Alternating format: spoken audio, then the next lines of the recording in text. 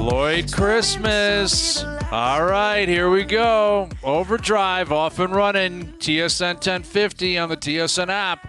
Your home smart speaker and up on TSN 4. Brian Hazio, Doug, Jeff O'Neill, Jamie Noodles, McLennan. How about us recapping a win? A Maple Leaf win in the second round. The first time that's happened in 19 years, right? First time they've won a game in the second round in a long, long time. Why'd you say Lloyd Christmas? I can't figure it out. Samsonite. Yeah, you're just, remember Mary Swanson. You're telling me there's a chance. You know, there's maybe a chance here. I would say down 3-1 is still Mary Swanson. She's happily married. What's all this 1 in a million talk type of thing? Come on. You know, it's still out there. It's still a big hill to climb. But a win is a win is a win. And the Maple Leafs could have rolled over last night.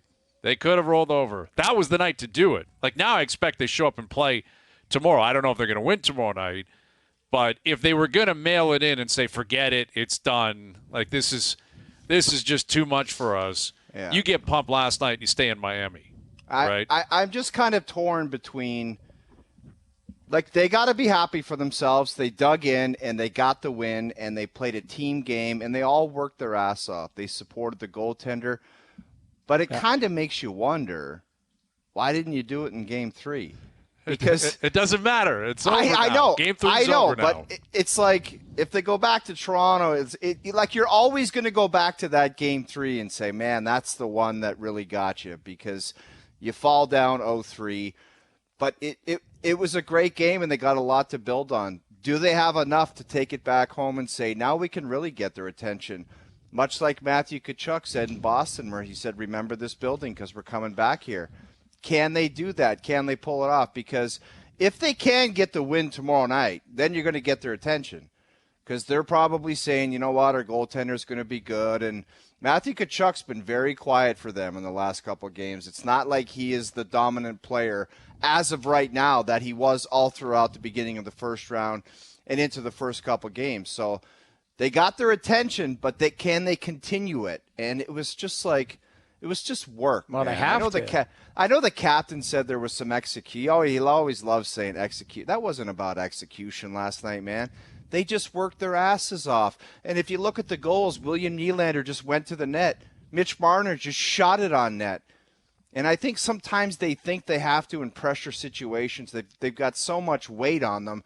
They think they have to stick handle it and make the best moves on the planet to have that end-to-end goal. It's just not that. They just have to show up and do something positive on the score sheet, and they got it done. Can they continue it? We'll see tomorrow night. Commitment, too. Like, you got to put ice bags on after a playoff win sometimes. And 21 shots they blocked. Like, that to me is the difference. Story last night. I thought that for me, that was a storyline to me, because I thought the commitment to helping out a kid in net, like that, you could tell they were dialed in defensively. And then, yes, you take your chances offensively, but getting in the lanes, making it difficult to get a clean shot away. You know, I thought Joseph Woll played well, but he didn't have to dominate last night. He made a couple really key saves at key times, which I liked. I thought he had tremendous poise. There's nothing negative to say about it. It's more about, I just think the team did a good job. When you give up, I counted 4 quality chances. Maybe there was a couple other, but I would say when you give up that low amount of quality looks, that says that you were dialed in defensively. And that's where I that's something to build off of. But yes, it's still Mary Swanson, still lots of, and I don't believe, I'll say this. They're playing the lip service game because Ryan O'Reilly's saying the pressure's on them. I don't actually the pressure's on the Leafs, not on Florida. You know, Florida has had 4 chances. Now it's down to 3 chances to close out. The Leafs don't have any chances. They're on their 9th life. So I don't know where the pressure shifts. Maybe it shifts after. I think after tomorrow night. Yeah, I've been saying that for a couple of days, sir. I put the 2 games together. Like the Leafs, I think it gets to 3-2. You've really got their attention. You're flying back to Florida and bags are packed and you're playing a hockey game again.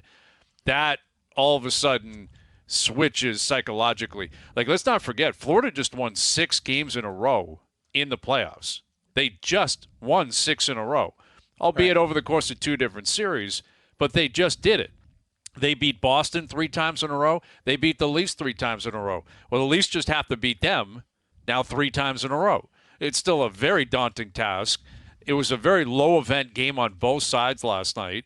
But ultimately, if the Leafs show up, regardless of how they play tomorrow night, if they get a result, I think the pressure really flips. Because then Florida's going to be thinking, now history's on the line. Like, if you blow it, we always talk about the 4 teams that came back. There's also the other 4 that choked it away, right? You can't mention the Kings without mentioning San Jose choked it away. You can't mention Philly without saying, well, the Bruins choked it away. And we're not having that conversation yet. Who did it in what team did it in 1924? It was 1942, I think. Whatever. I don't remember who the Leafs came back well, on. it's obviously one of 5 other teams, right? Yeah. Put me down for one. Maybe Chicago. Maybe it was Detroit. Let's call it Chicago. Let's say Chicago. 1942. Yeah. One of those 2 teams. But it's not there yet. But I think tomorrow is if you leave that rink, it's long overdue for them to get a win. Like, this is what was really evident. It's a pretty wild stat. The Leafs have played 10 games now in the playoffs. They're 4-1 on the road. They're 1-4 at home. And you can look at that both ways going into the game tomorrow. You can look at it glass half empty. They shrink up at home. They get nervous at home. I don't know, is it the energy in the crowd or lack thereof? Something goes against them. That's glass half empty, that it could apply tomorrow night. Glass half full is at some point that's got to turn, right? At some point, you got to show up in your home barn and come out flying. And I will credit them for their defensive effort. You referenced the amount of block shots, because that's the difficult way to win. You win 6-5 and it's a shinny game. Like, that can just be, you got some bounces, you got some offensive chances, a couple breakaways. Yep. It's still a win, but it may be a win where you feel like, well, we didn't really leave it on the line. It was just both goalies were terrible. To win in the fashion the Leafs did last night is like a very difficult way to grind out a playoff win, but very necessary at the same time. Yeah, and that's what it was last night. That is a blueprint for them going forward. We've referenced before on this show the stretch they had in Edmonton where they went in there and spanked them, I think 3 times in a row. And we've talked also about the different ways you got to win if you're going to go on a run. They've had the comeback wins against Tampa Bay, the overtime victories. Can they bottle what they did last night and string their best as far as effort and all the other things, the block shots? Can they put a run together, because that would be their blueprint to win games? Wow. Maybe they have that approach tomorrow night and they blow them out. Who knows? It's just they've got something there. They just have to do it again, even better tomorrow night. Wow, and then they might scare Florida a little bit. It's got to be better. Like, honestly, as much as you like last night's game, it's got to be 25% more. Because Florida's going to try and adjust too. I thought they passed up. I thought they played not to lose last night. They played like they had 4 chances at it. Yeah. And they were passing up shots on goal. They were trying to make cute plays. And like I say, they did get a lot of possession time as far as shooting pucks. It was blocked, which is good, but I think Florida's going to have a bigger effort. The Leafs have to have a bigger effort too, because you build on that, but a 2-1 game tomorrow. To your point, Hayes, it might be a 5-4 game. It might be high-event game. It's probably overdue for one of those. And they got 2 guys get off the schneid last night in the series. There's another 2 guys waiting, and you throw Ryan O'Reilly in there. Maybe he can kick in some offense. So there's some cards that are stacked in the deck for them that can come alive tomorrow and be a massive factor in the game. Yeah. That's the way, you can send a message tomorrow night is if you come out flying. It feels like we say this before every game, but there's an explosion of offense that you would think would be there. It's not like the Leafs had a ton of great chances. Either team really had a ton of great chances. It was a very low event game last night, and Bobrovsky again only gives up 2. And at some point, you would think like that game's there for him to kind of implode, and that doesn't mean he's just going to fall off a cliff and be awful. But at some point, you would think this guy's been so steady, so good. They've been very defensively sound. That if you can break through that, like if you can win big tomorrow night, it doesn't matter how you win. But if you win big, then it's even more about like momentum and pressure. And the Leafs are due. for that. I think for their fans, like their home fans, there's a lot of people that pay a lot of money to go to these games at home, and they've been terrible at home. Like they're 1-4. The one win they had, Game 2 against Tampa, and that was a blowout. Like they showed up to play early and often. They had their foot on the gas right from puck drop. But 1-4, that cannot continue. Like it cannot continue. Nor does it make sense. It doesn't make sense for a good team that was very good on home ice all year. And listen, they were very sound defensively all year as well. Like team defense was a positive for them throughout the year. And again, it showed up last night. And it was necessary because of who was in net, right? Like I really liked what I saw at a Wall. And I'm not a goalie expert by any means. But to me, he looks comfortable. He's going tomorrow night. I'd be curious to see what they would do if Samsonov was back at 100%, but he's not. So Wall's going to play, and we'll see. Now this is another first. Okay, you're starting a home game in the playoffs. What do you got? But there's no reason to believe his composure is just going to fade. He looks like a pretty seasoned veteran. I give him a lot of credit. Looked really good last night. Jamie, if Samsonov came to the team and said, "I'm healthy, I'm ready to go tomorrow night," and you were having to relay information to the head coach as the goalie coach, what would you say? I would say start Wall, but the only reason being is just you want to bottle up, and that goes back to the old school thinking as to if it isn't broken, don't try and fix it. You go with the same roster, you go with what worked for you last night, and it's got no slight on Samsonov. Even take a look at Samsonov's home record. For the most part, the playoffs are a little bit shaky. It is what it is. But, it's more just like I like what I saw at a Wall, but like this is the thing. The moment at some point might get him. Like the team has to play, continue to improve in front of him. And I thought they played great in front of him last night. But he's going to have to make some – he's going to probably have to have a better game than he did last night. He'll probably be tested more. Exactly. Right? That's what I mean. Not like I thought he was brilliant last night, but I mean he's going to face some quality chances. He's going to, Florida, instead of trying to pass it backdoor, they're going to take that shot from the slot. Like, Shen made a great play with the stick on Verhaeghe. That was a great play. But if Verhaeghe shoots there, that's a hell of a shot. You're in a pretty good shooting position there from a slot shot from a 40-goal scorer. So instead of him trying to get cued or change his angle, he might fire that shot. So that's where I think Wall's going to need another. Like every moment is a testing moment for him because he hasn't gone through that process. So, we'll see. But the team has to respond for him too. And yeah, they got to play like they did last night defensively. Yep. Like blocking shots is mandatory in the playoffs. Playing physically, I thought again they made a lot of plays around the crease. Very positive. You referenced that Luke Shen play on Verhaeghe late. And that's got to grow, and they got to whatever confidence they found specifically out of their best players last night is something that they need to hope has come alive. And I would look at Mitch Marner as a key example there. I thought he was nervous, and he just faded into the game in the first period. I didn't really notice him much. If anything, it was a turnover here or there. I thought by the third period he looked like himself.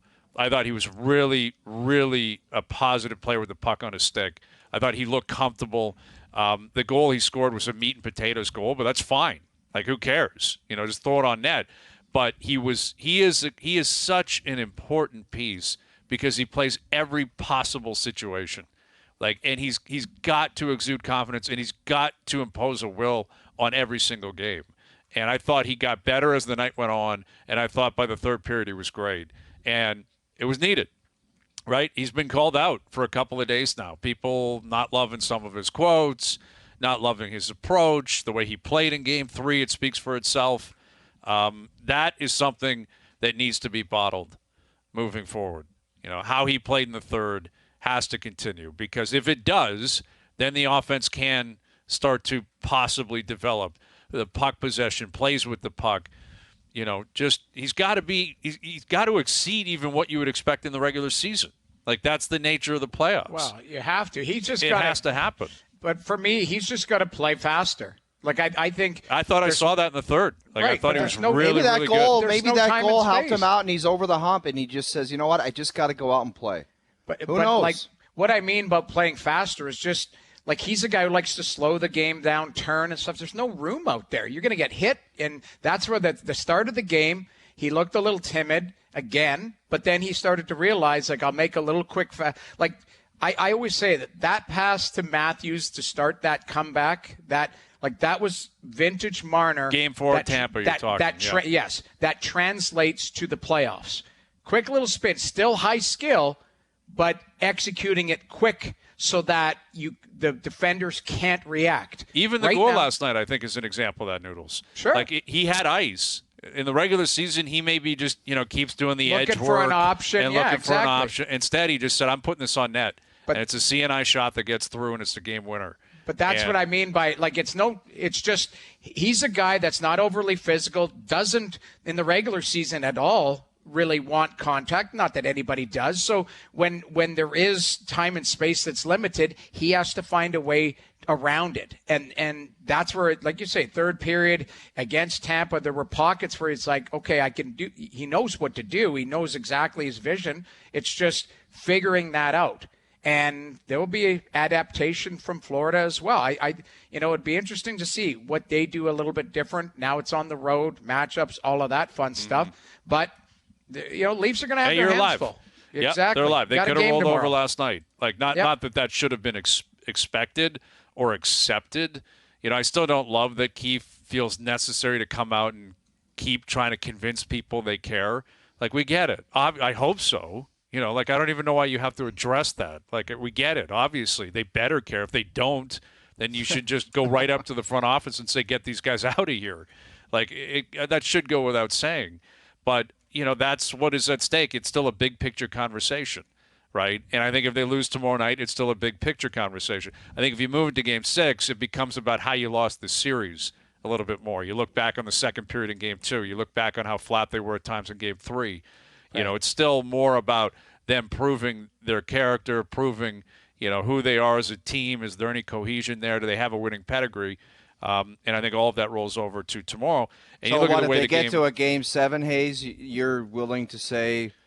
I think that would change something. Yeah, I do. I think if they come back, if they win 3 in a row when they were dead in the water, you see how it plays out in Game 7. We're crossing a bridge that's nowhere close to being in front of us right now. But if they're awful in Game 7 or flat or whatever, maybe it's a different situation. But I think that would be worthy of credit for sure. I mean, if you battle back from down 3-0 and push a Game 7, that's impressive. Any team doing that, regardless of your history, regardless of your makeup or who you are, like it's tough. It's tough. Yeah. Like, psychologically, we're dealing with humans here. Yeah. I got a feeling they win tomorrow night. I don't know why. I just now you're getting positive. Although you thought they'd win last night, you said that at the end of the game. And Noodles, you were saying that too. I didn't feel that they were going to. First and foremost, I've got to go back on one of the comments you said, because there were people, and now it is the Twitter world and the people that write to us sometimes that were saying they're done, they're toast, they're this and that. But there were a lot of people going, hey, they're due. They'll show up. Let's see what they got. Let's see. And they did. Now, I don't know if there's momentum, but there at least is a template to go, hey, we played really well. Let's try and bottle that up one more night and add 20% on top of it. Right. And we're on home ice. And we can feed off to add some positivity to it. Yeah, I could see a scenario where they win, but I could also see a scenario we talked about, they're due on home ice. They went in and took 3 from Tampa on home ice, too. And Tampa, I thought, was due at some point, and they just didn't pull it off. Being due doesn't really mean anything. Exactly. Like, this is the thing that is anything. The playoffs are still bananas for me, but we're talking them playing again today instead of the sounds of silence or whatever the hell we would play, and that's a good thing. You know what I mean? And the aftermath of how everything played out last night. We are talking about hockey tomorrow, and there was some irritability. That Edmonton game got greasy. Yes. Like there's some playoff hockey going on. Well, what'd you make of the end of the game last night? Kachuk and Marner, the scrums. I think it's a tough spot for the Leafs because Florida's 6-on-5.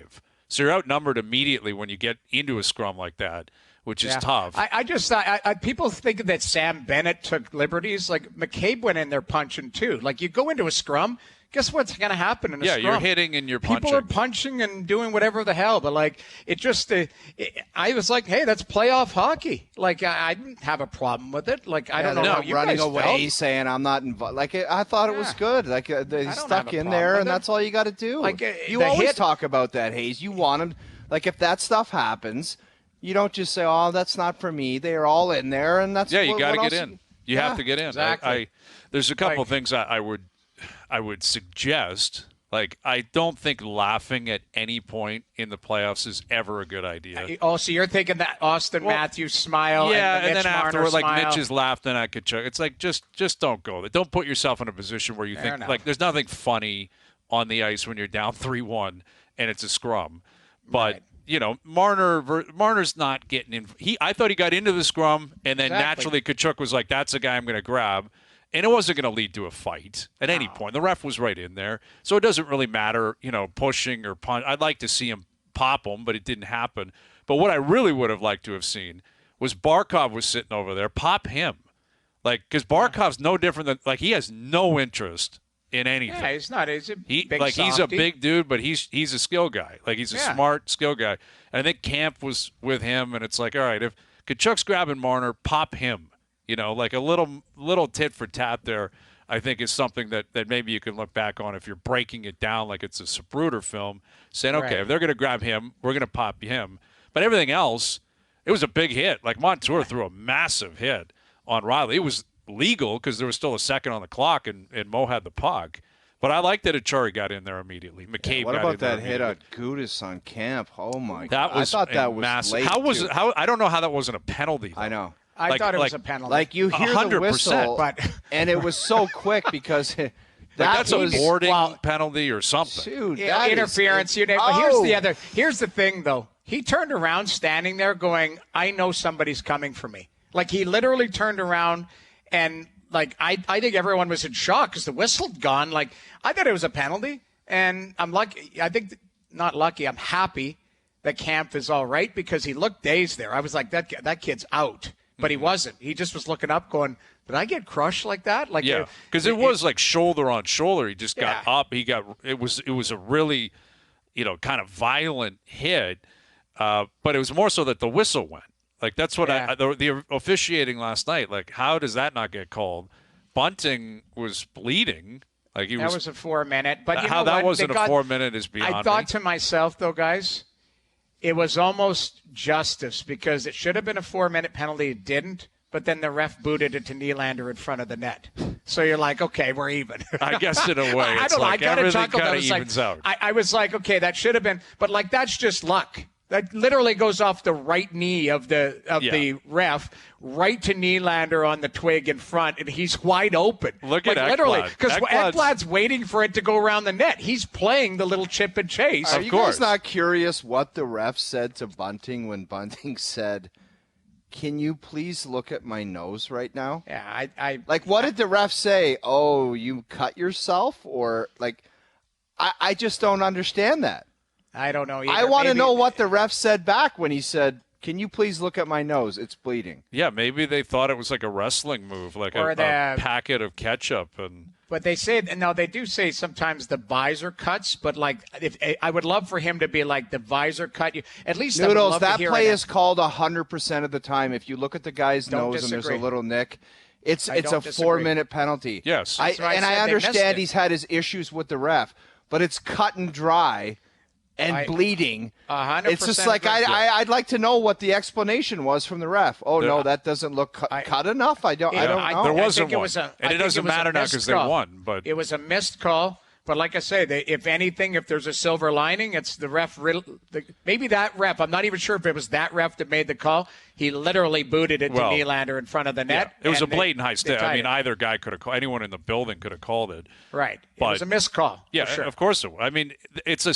I've never understood the whole drawing blood thing anyway, but it was like blatantly. It doesn't matter what it hit. If it's a high stick and there's blood at any point afterwards, it's 4 minutes, and they didn't call it. And my only explanation would be that it was bunting, and they just decided we're not doing it. Well, he's like as earned his petty and reputation. ridiculous as that. Yeah, but that's still unprofessional and silly. I mean, the is. refs can't be like, we're not giving it to you because we don't like you. I mean, that's I absurd. agree. No, it's a missed call 100% of the time. Yeah, it's a black and white out. call that they chose not to make. But it doesn't matter because, the game's over. They won 2-1. All right, Strutty's coming up. Craig will join us. Alex Anthopoulos coming up. Jay's off today. Back in action tomorrow. Romano blows the save last night, but Bo Bichette does it again last night. There's a lot to get into in terms of what went down with the Jays. And, again, the Leafs are back in action tomorrow. Game 4 right here on TSN Radio. Overdrive continues. TSN 1050 and on TSN 4. Overdrive continues, brought to you by FanDuel, bringing you everything from the opening line to the final score. A couple games in the Stanley Cup playoffs tonight. NBA playoffs continuing. The Jays are off. Got the Byron Nelson down in Texas, down in San Antonio. We'll be tracking that as well. And Jason Strudwick will join us here in a moment. It was a wild one last night. Like the Vegas Edmonton games, they're never close. I know. No. Like they're never actually a good game, but it seems like a lot of stuff happens within the game that is very compelling. Oh, yeah. Right?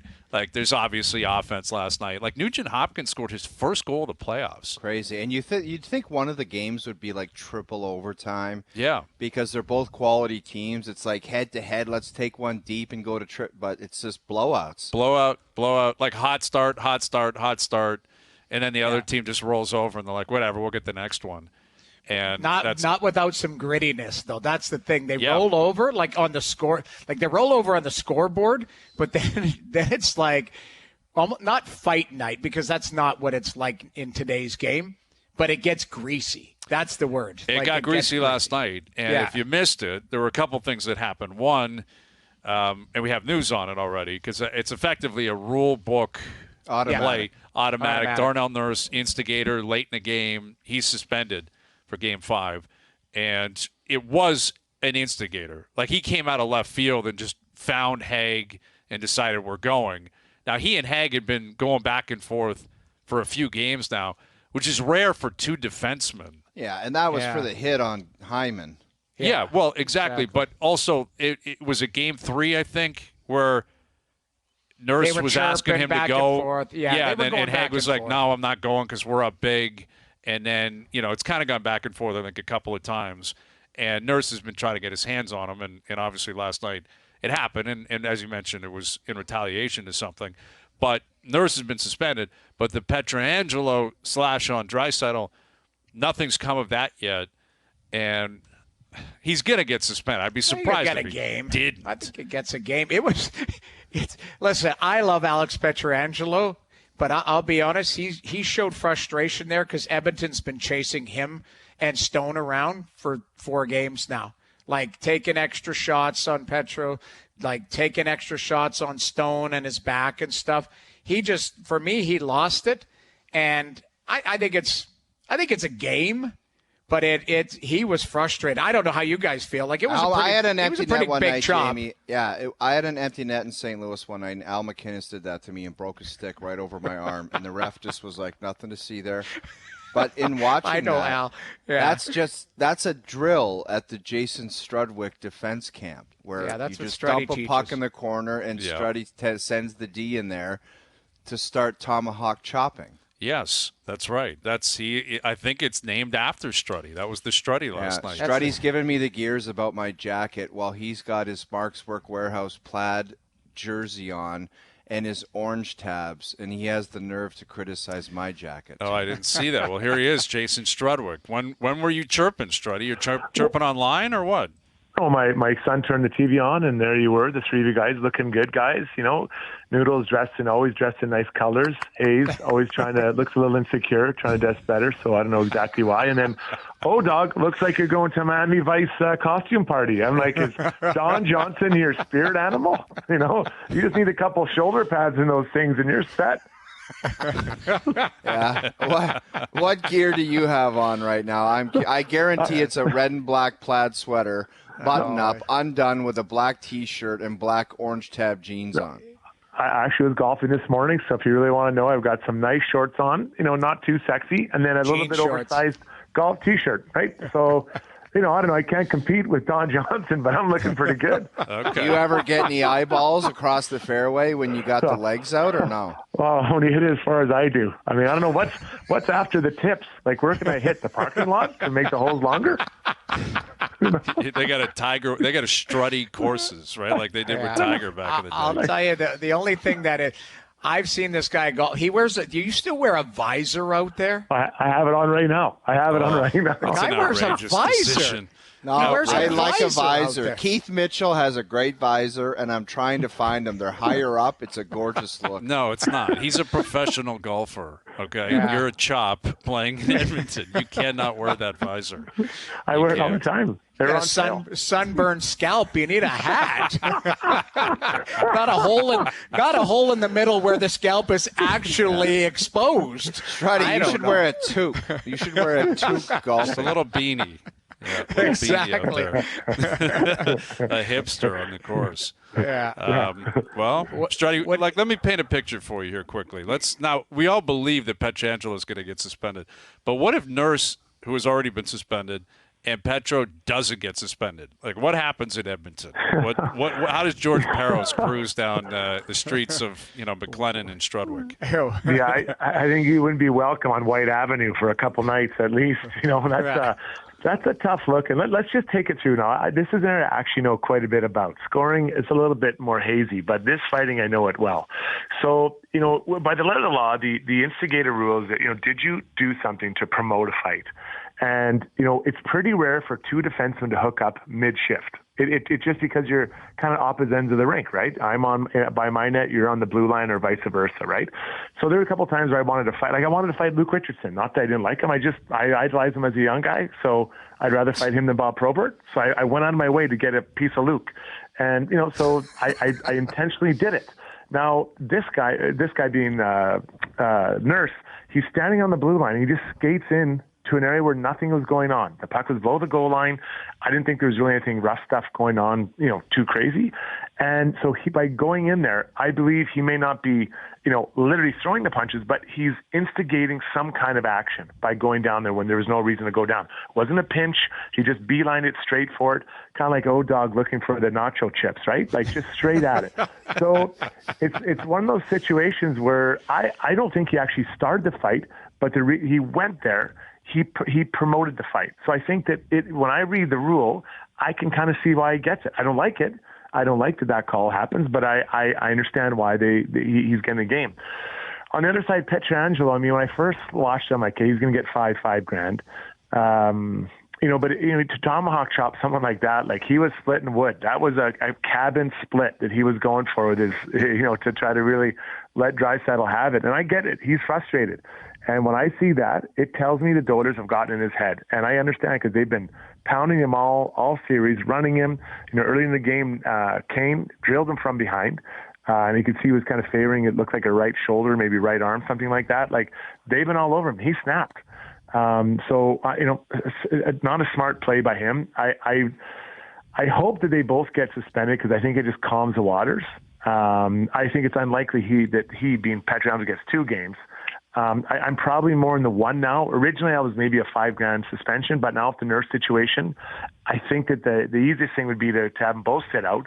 Then you got to figure out who that hurts more, Vegas or the Oilers. Yeah, I'm on board with the 1 game for sure because I think what Pietrangelo, the mistake he made, even if it was supposed to be a good chop, like a tap, is he brought his stick up too high. Dude, he was touching the score clock, and the guy from King City, I hate to say that he's going to get one. But you can't do it. No. He's you lucky can't, especially that, on that guy, too. You can't do it on Draisaitl. He's lucky that Draisaitl is actually, gritty and pretty tough. Yeah. Because there would have been guys that had been stretchered out of there. That could have been an Anthony Davis situation, wheelchair off the ice. I wasn't going to go there, but if that was AD, yes, there would have been a stretcher involved. But I'm just saying, think of any team. So if that's Austin Matthews or Mitch Marner and that, they're just different. And if they drop, that is. Or if he's legitimately hurt. Exactly. Forget even bringing anyone else in. If he broke his wrist last night, Petro's getting 5 games, maybe the rest of the series without question. Yeah. Without question. I mean, think about if that would have been Bunting. He was trying to sell that blood in his nose so hard. How hard he has sold that flash It's on his blood, arm though. or It's chest. black or white. You can't What? fake. What do you think? He pulled a Ric Flair last night with a ketchup pack? But he just, I've never seen anyone try to sell a high stick that hard. It's like, yeah, okay, we got you. Everyone gets my high sticks, you know. Like, He was cut. Struddy, though. I That got to should have take been it back 4. to Luke Richardson. I'm sure people are listening saying, you idolized the guy growing up. Yeah. Most normal people grab a stick or something, autograph. Why did you point him out and say, I got to track the guy down and fight him? Yeah. I have to ask the question. Okay, so this is I love Luke Richardson. I've liked him as a player when I was growing up, and then even as I played against, I always idolized. I just really like him, and now as a coach, he's great. But so I'll tell you, when I was in grade 12, my buddy Shea, he got to be security. He was a big guy for the Oilers autograph session at West Hampton Mall. So he said, do you want to back me up? I'm like, I'd love to. I've never done security in my life. I didn't know what I was doing. But anyways, I go down there, and so we get Luke Richardson. I'm like, oh, my God, Luke Richardson. I can't believe it. And then 5 years later, I'm playing against him like, I got to fight this guy. You know, so But that's where the why comes in. Why does that pop into your head? because we're a little off track now, but basically, and it didn't happen right. It probably took me maybe 6-7 years after the autograph session at West Hampton Mall. But what it is that you know, because you want to be like, I'm the same as him now, like I'm on the same level as him. And we had a pretty good little dust up, and I was just so happy that I was able to do that, right? And I know that does sound crazy. But that's what happened. So I went from, you know, providing security to a guy to, you know, taking a beating from him 7 years later. Yeah, you would think so. Like providing security, Yeah. you're securing this guy. Then you're thinking, I want to secure a beating against him at some But point. I thought there was a It just backstory doesn't where compute. little skinny Struddy went up and said, hey, man, can you make one out to Struddy? And the guy said, take a lap, you loser. And I thought that's what drove you, Struddy. Right, that would make sense. No, I had a black Sharpie, a blue Sharpie, and a gray Sharpie. Whatever Luke needed, I had it. You know? Man, he was a big boy. Like you both, that would have been two giants going at it too. Yeah. Like, Yeah. Well, neither one could really fight. We looked good, but we didn't get. It's kind of like O-Dog's jacket. It looks good, but it's probably not appropriate. yeah, that jacket, man. That jacket's just you're getting the Don Johnson is such an old reference now. too. Yeah, like there's got to be a more modern one we can come up with. Isn't Don Johnson? Wasn't he in Happy Gilmore? Or was it, or no, he was in Tin Cup. Tin Cup. That's right. He Cup, plays yeah. a jerk in Tin Cup. Yeah. That's what people remember him for, not for Crockett or Tubbs or whatever his name is in Miami You know what? Vice. I think Nobody David remembers that Sanchez show. is way cooler than all you guys. And it's the first time I brought this out, he sent me a note and said, that's a great jacket, pal. So David Sanchez knows what the hell He has talking way about. more style than the four of us combined. Put I'll give you together. that. I agree. Yeah. Matt Dunnigan dresses better than Sanchez. I'm here to say it right now. I believe that. Well, we'll Wrong. see. Argos Elks opening night. We'll see. We'll be tracking it. Yeah, Dunnigan does have the high collars, though. Like Dunnigan's collar game is absolutely elite. I didn't realize, like, during COVID, we all changed our look during COVID. Like, Dunnigan, I've known Matt since I, worked for the Eskimos a million years ago. All of a sudden, his hair went gray overnight. Like, he is like white. Like it is like great and look. he Still grows a a beard. stud. Still a stud. I So did agree. you want to That's- fight him, considering you used to do Yeah, is that how you guys operate? You love them, so it's just like, just go drink to your fight heroin Dunnigan. beer out in Edmonton and just start fighting people you looked up to? Matt Dunnigan would stuff me in a garbage can for fun. He is huge. Well, since we're on that, let's just quickly, Noodles, you're dressing like you're trying to be the next cast member of the Addams Family. You're just dressing all black. Put some color in there. Splash in some color, buddy. It's spring. I his like look. being comfortable in my house. There's nothing wrong with that. I work from home the last couple days. I'll be in studio tomorrow. I'll probably put a suit on.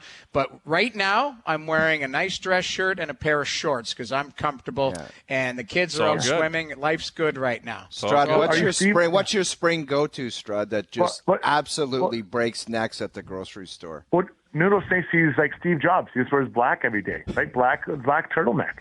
You can change it up a little bit. Yeah. You know what I mean? Same body, but you guys can get, you can wear something a little different. I got a colorful personality. I don't need to dress it.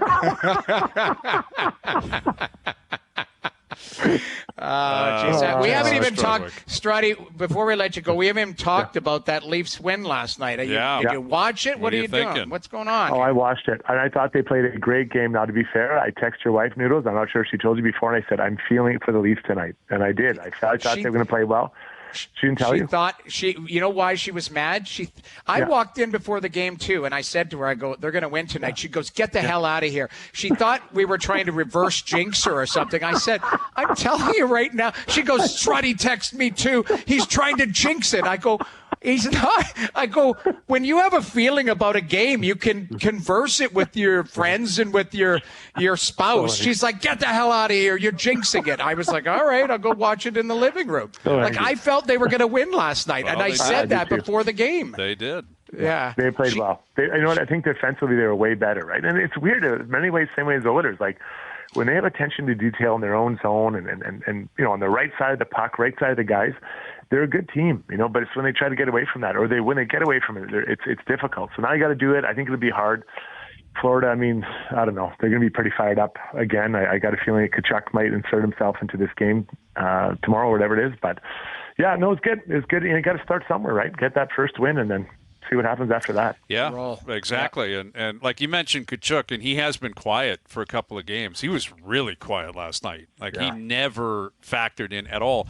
But yet, I think the Leafs could counter. Like Matthews, I thought defensively he was very strong, but he didn't generate many looks again last night. And I think if you're the Leafs, you're probably saying, okay, fine, you think your boy's going to show up. Well, if our guy shows up, look out.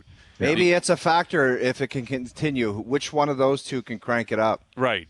Which, if everything else squares off, which one of those two decides, all right, I'm ripping 2 home tonight? And that's got to happen at some point. Like last night, it wasn't necessarily the McDavid and Draisaitl night. They both factored in, but it was depth scoring. Nugent Hopkins got on the board. We were saying earlier, Strutty, like Vegas and Edmonton, every game is just kind of a blowout. Like it's over after the first period. It's the weirdest series. Weirdest series. Like, it's like each team is taking a turn, like just having a night off and resting, right? Mm-hmm. So, I think Connor McDavid said last night, which team can have 2 good games in a row? So I think that this game 5 is going to be a really hard game for both sides. I think both goalies are going to have to hopefully stand up. It's going to be physical, obviously. The suspension could have a huge impact if it's just Nurse and not Pietrangelo, or Pietrangelo and Nurse. Like, this is going to be a huge game, and I don't know, it'll be interesting. It'll be a good night of hockey, that's for sure. Absolutely. All right, Strutty, we'll let you get back to whatever you're up to, buddy, and we'll do it again soon. Thank you for this. Love you, O-Dog. Talk to you later, guys. There it is. Jason Strudwick. Strutty criticizing our looks. How dare he be so critical funny. of our attempt at fashion? I never even thought about that line of questioning. Like, I always idolized him. Got to fight that guy. Like, what? Like, it doesn't even make sense. It still doesn't. Like, even after he explained it still didn't make sense. Doesn't the average person still can't understand that. Yeah, it's just, can I have a stick? Hey, in warm-up, can you throw me over a stick to the trainers for my collection in the basement? Yeah. That does not make sense. No, it doesn't. Remember when I did security for you? Let's drop the gloves when the puck drops. Yeah. Okay. Yeah, sure. Doesn't make sense. Now whatsoever. we're equals. Not because we're on the ice together, but now we have to fight. Anyway, thanks to Strutty. Craig Button coming up in 20. His take on the Leafs' impressive performance last night. What it means going into Game 5 tomorrow night. Alex Anthopoulos in about 45 minutes. The Braves are in town starting tomorrow night down at the Dome. So we'll catch up with Alex around 5:30. Overdrive continues. TSN 1050 and on TSN 4.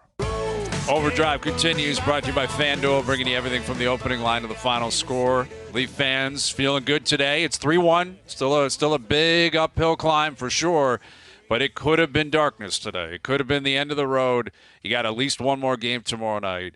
And I think if you're a Leaf fan, you're looking for anything that could be positive, right? Like, it's not easy to come back from down 0-3. Well, I think we have an example of anything being possible, including the Detroit Lions opening the season for the National Football League this year. What do you think Lukey Wilson thinks of that? We should get him on tomorrow to ask him. We should. I honestly am astonished by this. I think it's buffoonery. I think What are you it's talking trolling. about? Don't do that, man. The They had a Lions, good dude, they didn't make the playoffs last year. So what? They made positive strides. They got So to dig what? out of They're it Detroit. somehow. No one Put wants 'em to see on. the Lions play Kansas City opening night. Yeah, This they is- do. I do. You want to see the Lions? I do. They're an up-and-coming you don't. team, and you know my boy Jerry Goff is the guy at the helm there. They could do some damage next year. You think so? Jerry Goff at home last year was a magician. On the road, the guy was Rex Grossman, basically. Nathan Peterman. Jay Peterman. This guy, Kansas City's going to torch them opening night. 500, they make the playoffs? Okay. Yeah, I'll Really? take that. Listen, it's the Detroit Lions. Like, I understand they've added a lot of talent. Maybe Dan Campbell kind of knows what he's doing, although I'm not convinced of that at all. But it's not even about the playoffs and the big picture stuff. This is the NFL trolling the rest of the sports world. No, Saying it we isn't. can- No, yes, it it isn't. is. I think Yes, it is. they're an upstart team, and they deserve No. some love. Get No, them they out don't. there to Casey. Make the playoffs first, and then you can play opening night. They didn't even make the playoffs last year. Their triumph was keeping Green Bay from making the playoffs. You know what? I That don't was want to their big talk game. about it anymore. We'll ask Luke Wilson because I guarantee Yeah. he'll say tomorrow, I think it's great that they're doing that No game. chance he will. No, Dude, he he grew hates up. them. He hates them more than anyone, and he's an alumni, and he Not grew up across anymore. the river and loves them. Do you not think I talk to Luke on a regular basis? Not No, I anymore. don't think He cut you loose, didn't he? Didn't No, he you go- cut him loose. You cut him loose, actually. He might even flush your calls. You're telling me you've spoken with Luke Wilson about Detroit playing Kansas City opening night. So you already have an answer. I've already told you I'm not discussing it anymore. I'll let him speak for it. Okay. Well, it's Fair enough. goofiness. It's trolling. It's the NFL saying we can put anybody on and we're still going to dominate the ratings. That's what it is. Hour 2 coming up. Alex Anthopoulos, Craig Button. Overdrive continues. TSN 1050 and on the TSN app.